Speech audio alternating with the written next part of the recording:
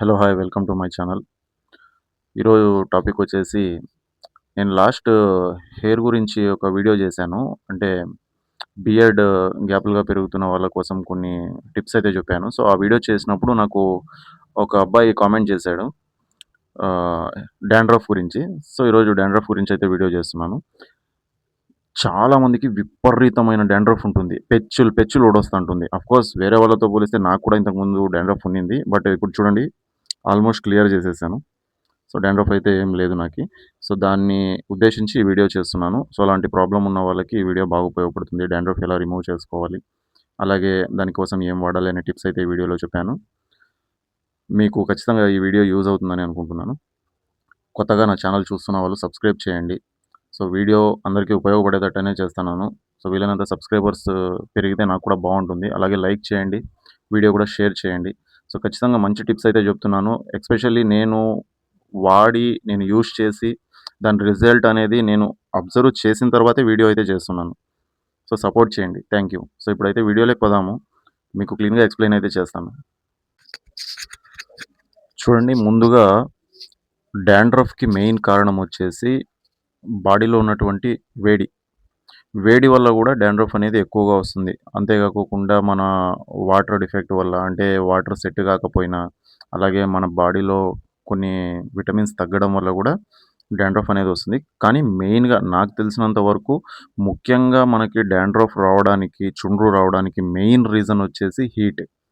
మన బాడీలో హీట్ ఎక్కువైనప్పుడు వేడి వల్ల మనకి చుండ్రయితే వస్తుంది. అంటే ఒక్కొక్కరి బాడీలో ఒక్కొక్క రకంగా వేడనేది బయటకొస్తుంది. కొందరికి బాడీ వేడి చేసినప్పుడు పెదాలు పగలడము, లేకపోతే నాలుక మీద గుల్లలు రావడము, లేకపోతే కాళ్ళు పగలడము, కాళ్ళు చీలడం అంటారు గదా! చూసింటారు మీరు గూడా. సో, అది కాకోకుండా ఇంక కొందరికి మొటియాలు రావడము. సో, ఇలాంటివన్నీ జరుగుతుంటాయి. ఇవన్నిటికి కారణము వేడి. వేడి వల్ల ఏదో ఒక రూపము అది బయటికి వెళ్ళాలి. సో, వేడి ఏదో ఒక రూపంగా మన బాడీలో నుండి బయటికి పోవాలి. అదే రకంగానే మనకి డాండ్రఫ్ కూడా. ఓకేనా? వేడి వల్ల కూడా డాండ్రఫ్ వస్తుంది. సో, ఫస్ట్ మీరు మెయిన్‌గా బాడీలో వేడి అనేది తగ్గించుకోండి. దానికోసం బి కాంప్లెక్స్ టాబ్లెట్ వాడొచ్చు. లేదంటే మనం డైలీ తీసుకునే ఫుడ్‌లో కొన్ని చేంజెస్ చేసుకొని వేడి పదార్థం అంటే మన బాడీకి హీట్ కానివి అంటే వంకాయి ఇలాంటివి కొంచెం తగ్గించుకోవడం వల్ల గూడా బెటర్ యూజెస్ ఉంటాయి. దాని తర్వాత మెయిన్‌గా వచ్చేసి మనము డాండ్రఫ్‌కి ఇంకా పై పూతలా వాడుకోవాలి అని అనుకుంటే అలోవెరా జెల్. కలమంద. సో, కలమంద గురించి మీ అందరికీ ఆల్మోస్ట్ తెలిసుంటది. సో, కలమంద వాడడం వల్ల గూడా మీరు డాండ్రఫ్‌ని కంట్రోల్ చేయొచ్చు. ఈ కలమంద ఎలా వాడాలి? ఏమి? కలమంద వచ్చేసి మామూలుగా మీరు పైన ఈ ఆకులాగా ఉంటది గదా! దాన్ని తీసేసిన తర్వాత లోపల జెల్ ఉంటుంది. మాంసంలాగా జెల్ ఉంటది గదా! దాన్నంతా నీట్‌గా గొజ్జులాగా పిసుక్కునేసి నీట్‌గా తలకు అప్లై చేసుకోండి. తలకు అప్లై చేసుకొని ఒక 15-40 మినిట్స్ మాక్సిమం అంటే 30-40 మినిట్స్ అనుకోండి. ఓకేనా? అంతకు మించి ఎక్కువ సేపు పెట్టొద్దండి. ఓకే. సో, వీలైనంత 30-40 మినిట్స్ తల మీద ఉంచి అప్లై చేసి దాని తర్వాత గోరువెచ్చటి నీళ్ళు అంటే ఎక్కువ కాలే నీళ్ళు వాడకూడదు.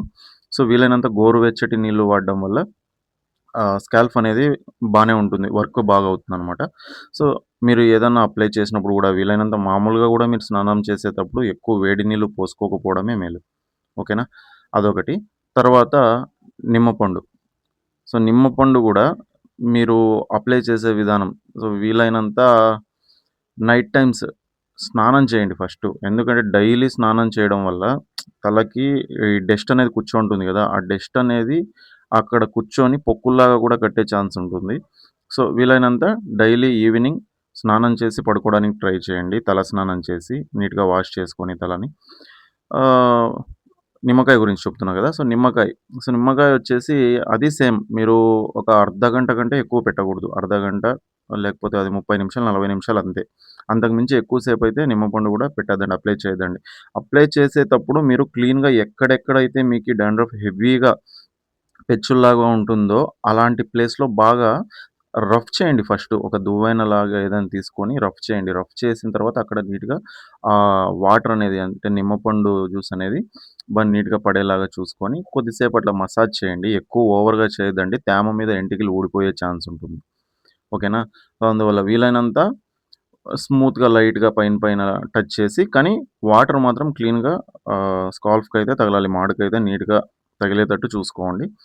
సో, ఇలా చేయడం వల్ల ఏమైతుందంటే పొక్కులుగా ఉన్నటువంటి ఈ చుండ్రు కొంచెం మెత్తబడి నిమ్మపండులో ఉండేటువంటి సిట్రిక్ యాసిడ్ వల్ల సో, అక్కడనేది ప్రాబ్లమ్ క్లియర్ అవుతుంది. ఓకేనా?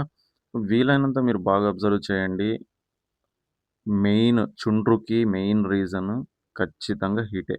హీట్ వల్లే 90% చుండ్రయితే వస్తుంది. వీలైనంత హీట్ తగ్గించుకోండి. హ్మ్.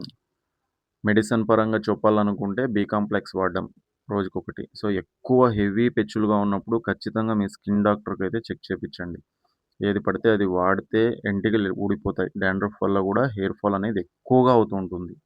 సో, ఇలాంటి సమస్య ఉన్నవాళ్ళు కొంచెం జాగ్రత్తగా ఉండడం బెటర్. ఎందుకంటే కొంచెమే గదా అని చెప్పేసి లేజీగా తీసుకున్నారనుకోండి, అదేమవుతుందంటే ఆల్మోస్ట్ చూడు మన ఫేస్ మీద స్కిన్‌కి కూడా అలర్జీలాగా వచ్చేసే ఛాన్స్ ఉంటుంది. కొందరికైతే కనుబొమ్మల దగ్గర గూడా అంటే ఐబ్రో దగ్గర గూడా చుండ్రులాగా పెచ్చులొస్తూ ఉంటాయి. చెంపల మీద వస్తూ ఉంటాయి.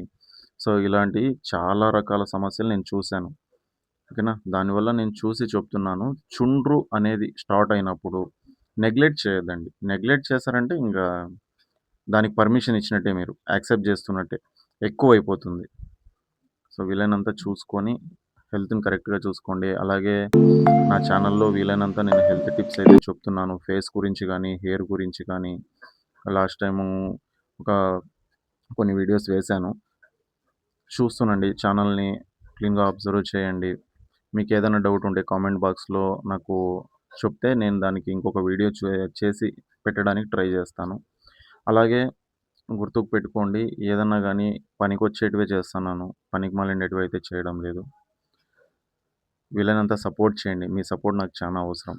ఓకేనా? మీరు సబ్స్క్రైబ్ చేయండి, లైక్ చేయండి, షేర్ చేయండి.